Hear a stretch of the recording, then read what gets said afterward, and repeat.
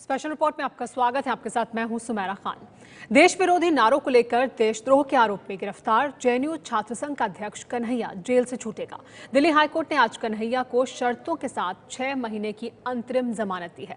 अब कन्हैया कल जेल से छूटेगा। लेकिन बड़ी बात यह है कि कन्हैया को जमानत देते हुए कोर्ट ने जेएनयू में देश विरोधी नारे पर सख्त आपत्ति जताते हुए कहा कि ऐसी सोच का इलाज जरूरी है।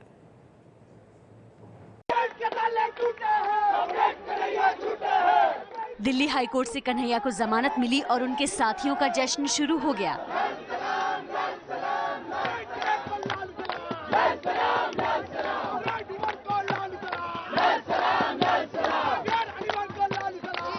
विक्ट्री ऑफ आवर स्ट्रगल और हम लोग बहुत ज्यादा खुश हैं और ये उम्मीद करते हैं कि और भी जो साथी हैं उनको भी बेल मिले। पूरा भरोसा था उनको बेल मिलेगी, हम बहुत खुश हैं। हमको पूरा विश्वास है ये केस खत्म होगा, हमारे साथी वापस आएंगे। दिल्ली हाईकोर्ट में कन्हैया कुमार ने जमानत याचिका लगाई थी। अदालत में जो बहस हुई वो भी जमानत याचिका को लेकर बहस हुई, लेकिन दिल्ली हाईकोर्ट का ये जो आदेश आया है उसमें अंतरिम जमानत दी गई है कन्हैया कुमार को 6 महीने के लिए।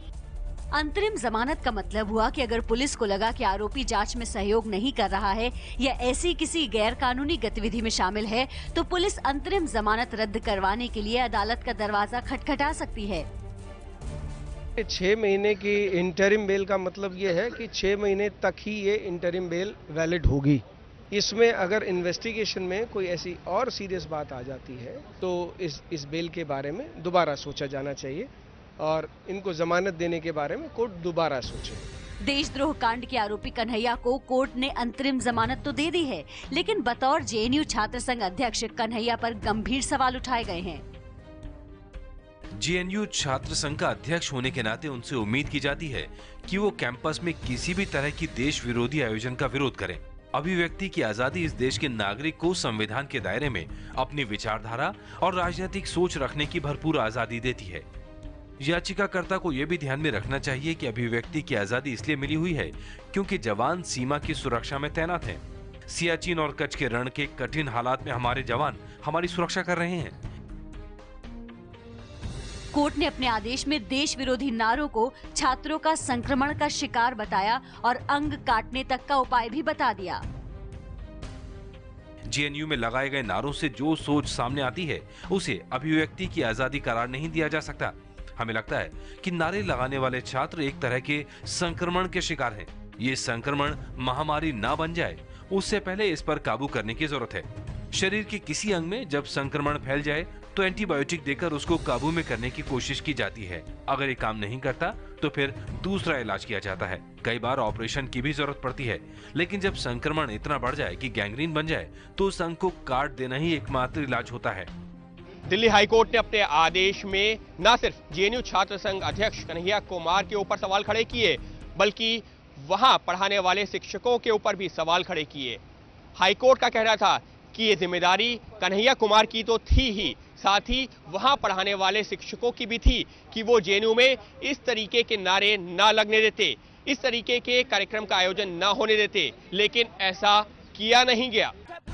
12 फरवरी को देश विरोधी नारे लगाने के आरोप में कन्हैया को गिरफ्तार किया गया था। 9 फरवरी को ही संसद हमले के दोषी अफजल गुरु की बरसी पर जेएनयू में देश के खिलाफ नारे लगे थे, जिसके बाद 11 फरवरी का ये वीडियो सामने आया जिसमें कन्हैया भाषण देता और फिर आजादी के नारे लगाता दिखा था। हालांकि ये नारे देश विरोधी नहीं थे। इसी के बाद कन्हैया की गिरफ्तारी 12 फरवरी को हुई थी। कन्हैया की गिरफ्तारी का कांग्रेस समेत पूरा विपक्ष विरोध कर रहा था। सड़कों पर प्रदर्शन हुए और आज तक कन्हैया के समर्थन में मार्च लगाए गए। जब एग्जीक्यूटिव गलत कर रही थी और दिल्ली पुलिस गलत रास्ते से जा रही थी और गवर्नमेंट भी उसी को सपोर्ट कर रही थी, तो आज जुडिशरी ने न्याय दिया है। अगर बेल मिला, अंतरिम बेल मिला, ये जो भी है, और 10,000 रुपये मिला बेल, तो अगर ये बात साबित करती है कि ये एक बहुत बड़ा षड्यंत्र है। जांच करनी है, असली जांच तो यहाँ पे होगी कि कौन करवाया ये सब। पुलिस का केस कमजोर था और जल्दीबाजी में करेंगे। कोर्ट का एक अपना फैसला है, कोर्ट के फैसले पर मैं कोई टिप्पणी नहीं करूँगा। फैसला लिया गया था सर दिल्ली पुलिस की तरफ से। कोर्ट का फैसला है, आई हैव टू से नथिंग।